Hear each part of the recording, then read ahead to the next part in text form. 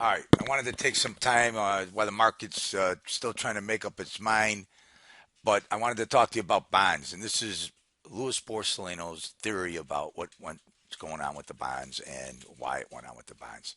So we all know that back in 2008, the world was melting for the United States, and we came to financial ruins, and bond prices went down, and and nobody wanted to own our bonds. All right.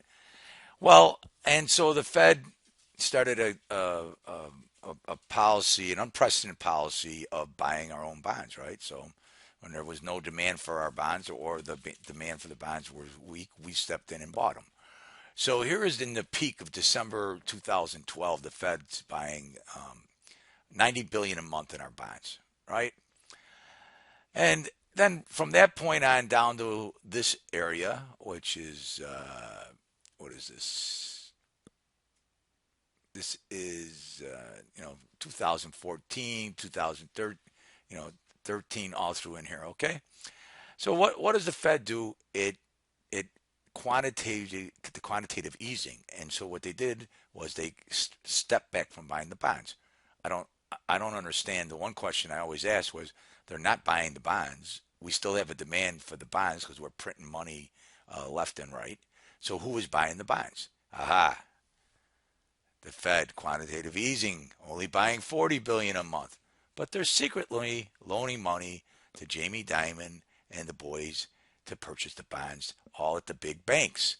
So the big banks were getting all this money and flushed, and lent to them basically for nothing. And but they couldn't do anything but buy the bonds.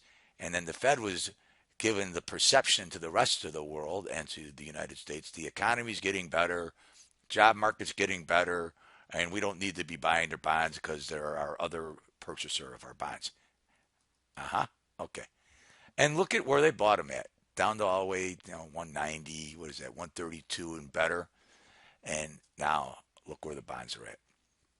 Here it is, 2015. Gold goes down to 40 bucks. Oh my God, I wonder how that happened.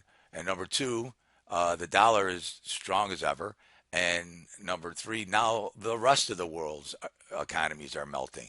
Russia's going to have a problem. China's going to have a problem. Europe certainly has a problem. South America's going to have a problem. The dollar's strong.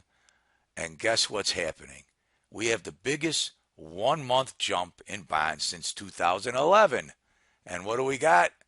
We got money for the good old boys. The Fed rewarding the banks and themselves for being ahead of the rest of the world when it came to printing money. And we are winning the Ponzi scheme right now. So now there's a great demand for our bonds because the other world economies are melting. And so people are having a flight to quality to our bonds. And like I said, I kind of wish I could have went in and applied for a loan for a couple 100 million, 300 million, and I would have bought the bonds, if the Fed would have let me, you know, let me buy some bonds. By the way, why don't we just let everybody buy the bonds? Oh, by the way, the Federal Reserve, I think there's 60 private banks and consortium of 60 private banks, so it's not even it's they call it the Federal Reserve, but it's not. It's a private group. For anybody who didn't know that. All right.